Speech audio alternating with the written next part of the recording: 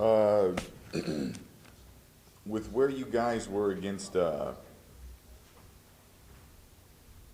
sorry, where am I? Yes, were you happy with the split these last few games? Well, we actually lost both games this last week. We were at Davis, and Davis is playing really well. I think that Riverside obviously is undefeated in conference, so either game was going to be probably an upset in most people's minds. So I thought we competed well in both games.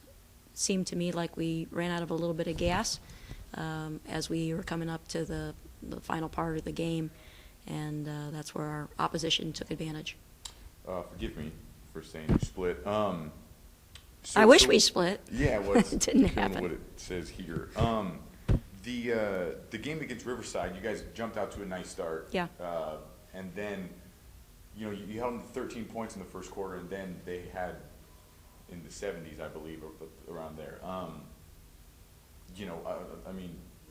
Defensively, kind of what happened that game? How'd you guys start so well and then just kind of slowly give up some buckets?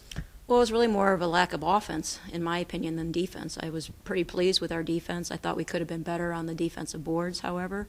But against a really athletic team, they've got a 6'1" forward that really is Brittany Crane is the player of the year, and she gets her 26 and makes it look easy. She had people hanging almost off of her elbows and still making shots. She's a great player and one of the best scorers I think the Big West Conference has ever had. I can't think of another player, to be honest, that scores as well as this kid. Even Santiago, when she was averaging 25 points a game, this kid is shooting it from the three. She's got people chasing her all over the court. Like I said, she's got people draped on her, and she's still coming up big. Barron was problematic for us in that she was able to put the ball on the floor. We got into foul trouble. Hannah Gilbert fouled out with 6 minutes to play in the game. I thought that was a factor. They played a 2-3 zone against us, and we were fine in the first half, but we became completely stagnant in the second half and shot a horrible percentage, too many threes as well. So it was really a lack of offense, in my opinion, rather than necessarily a defensive tenacity that I thought we did bring. I thought we were very disruptive, and they had to hit some tough shots. We gave up a couple layups, but for the most part, we played solid defense against that Riverside team. So when a team, is making those tough shots, is obviously better offense wins out. No, like Kobe Bryant when he's healthy, like Michael Jordan when he's 30. I mean, those kind of shots. I'm not talking like, oh, she's not open. Fade away, somebody like tripping over them, still going down. Those kind of shots is what they were hitting. Yeah. Okay. So I think anybody in the league, men or women's basketball, would love to have Brittany Crane on their team. She is a closer. Right. Wow. So moving forward to this week on the road, just kind of wrapping up this Big West. Does anything change? Any different rotations? I saw that you started the other twin. Was that Saturday, or did that happen? Yeah, well, Amanda Lovely was out the previous week. She had missed the Davis game as well with a hamstring pull, and so she wasn't able to go full speed. She's still not at full speed.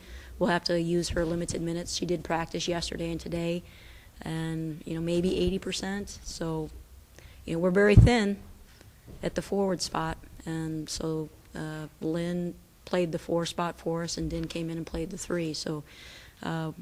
We definitely are feeling the results of Rachel with a concussion. She's not able to play this week again. So as we've been through this storm, we've really been a little bit slim in the post positions. So Fullerton, what do they do well? They run dribble drive. They do have more of a guard lineup. So in some ways we match better, although one of their guards is 6'2". So that'll be a challenge for us. But, they're a young team, but they're very athletic. I think if we can do a good job taking care of the basketball, we're anticipating they'll play some more 2-3 after they watched our horrendous shooting against Riverside. I'm sure everybody's lining that thing up. But hopefully we'll do a better job of having better motion and getting better shots rather than just threes. And then, both these teams, obviously you won on your home court. CSUN on the road. I mean, are you worried about them? Oh, absolutely. I mean, we narrowly beat them in overtime here on our home court. They're a very good team. They're young also, but really talented. Their Fluker, their 6'2", 6'3" post player has really come along. She's a force on the inside, and hopefully we'll get Amanda back at least and give us a little bit of size that we can maybe go against her. But, they start 6'3", 6'2". All their guards are tall. That'll be quite a challenge for us to try to take them out on their home court. Coming to the end of the season, how do you feel the team has progressed? What are your thoughts on how the season has gone so far? There's some really good areas that I think that we've progressed in. Probably the most telling for me is our help side defense in the last 2 weeks has improved. Again, I think we've suffered some injuries that have we don't possess as much depth as we've had when we have more players for obvious reasons. So it's meant that, Hannah Gilbert's having to log more minutes. Our twins are having to log more minutes because they're having to play a number of different positions. And, we're holding it together, but there's been some remarkable improvements. There's still some needed areas. Some of it is positional, though. I mean, we're not as good on the boards if we don't have another big on the court. So we've given up a little bit more offensive rebounding than we care to. But there's some clear things that I'd like to see us improve on as we go forward is better chemistry, more motion when we're facing zone defenses in particular, taking care of the ball. We've got a number of teams that are pressure-oriented, full-court pressure-oriented in the next couple games.